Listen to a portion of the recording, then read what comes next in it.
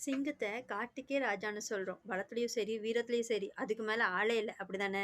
ஆனா அதே சிங்கம் ஒரு மான தொரத்தும்போது, பல நேரங்கள்ல மான் தான் ஜெயிச்சு தப்பிக்குமாம். யோசிச்சு பாருங்களேன். சிங்கம் தானே ஜெயிக்கணும். இந்த உண்மைய தான் நம்ம தெரிஞ்சுக்காம இருக்கோம். சிங்கம் ஓடுது. எதுக்காக ஓடுது? ஒரு வேள சாப்பாட்டுக்காக மட்டும் தான் ஓடுது. அதுக்கு அது சாதாரண தேவை. ஒரு வேள கிடைக்கலன்னா, அது இன்னொரு இரைய தேடிட்டு போயிட்டே இருக்கும். ஆனா மானோட ஓட்டம் உயிருக்கானது. அது நின்னா, அங்க அதோட ஆட்டம் முடிஞ்சு போச்சு. இப்ப நீங்களே சொல்லுங்க. உங்க வாழ்க்கையில நீங்க சிங்கமா ஓடிட்டு இருக்கீங்களா? இல்ல மானா ஓடிட்டு இருக்கீங்களா? நல்ல வேலை வேணும், சம்பளம் வரணும்.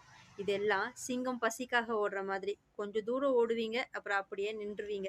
ஆனா இது என்னோட வாழ்க்கை, கனவு, லட்சியம், அடையாளம். இது இல்லன்னா நான் வாழ்றதுக்கே அர்த்தம் இல்ல அப்படின்னு ஒரு நோக்கத்துக்காக ஓடுனீங்கன்னா, அதுதான் மானோட ஓட்டம்.